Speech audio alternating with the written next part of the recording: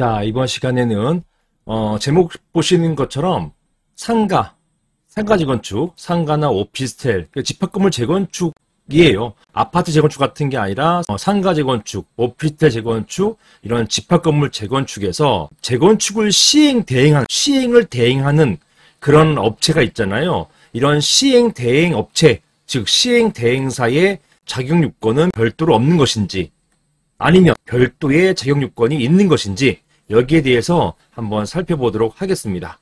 정말 자주 주시는 질문이죠. 자, 그런데요, 질문을 이렇게 주셨는데 사실은 여기에 대한 답변부터 말씀드리면 이 영상은 사실 1분짜리도 안 돼요. 결론은요, 시행대행사 자격요건 별도로 없습니다.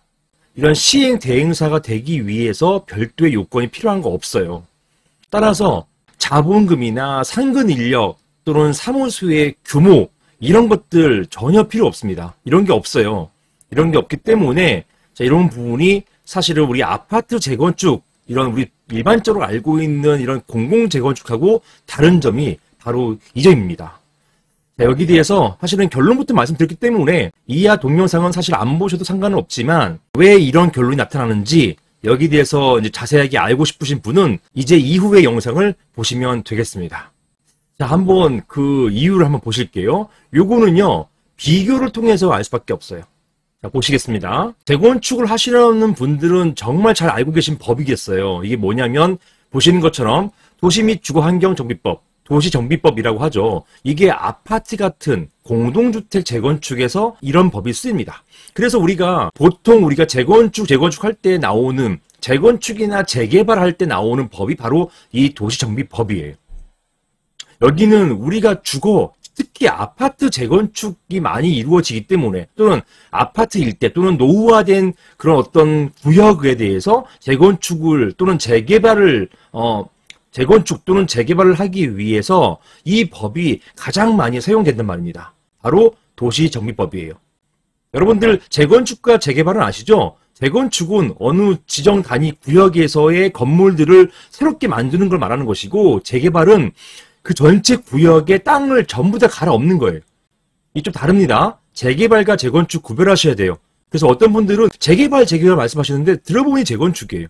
이게 좀 다릅니다. 이 구역을 전부 갈아엎는다. 이게 재개발이고, 건물을 헐고 거기에 신건물을 짓는다. 이건 재건축입니다.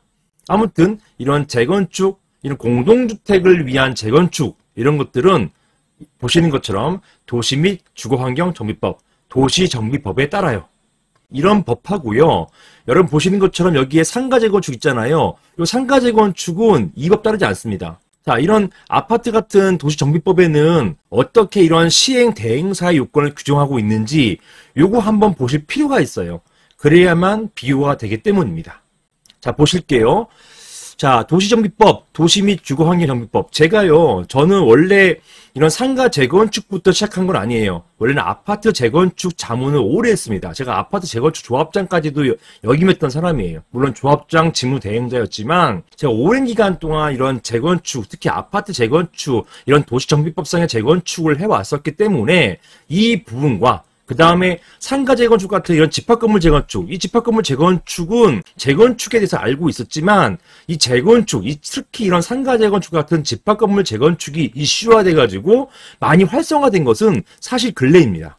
코로나 전후, 그리고 2021년 건축법 개정, 이런 것들 통해가지고 이런 굵직굵직한 어떤 개정을 통해가지고 활성화가 됐어요. 이 활성화가 되기 전까지는 사실은 이런 상가 재건축 또는 오피스 재건축이 각광받지 못하고 있었습니다.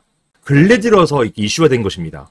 그러다 보니까 저에게 문의가 굉장히 많이 왔어요. 제가 아파트 재건축도 했지, 그 다음에 집합건물 분야에서 오랫동안 해왔었지 하다 보니까 이 집합건물 재건축은 그래서 많은 문의를 해주셨고 많은 자문들을 해드렸던 거예요.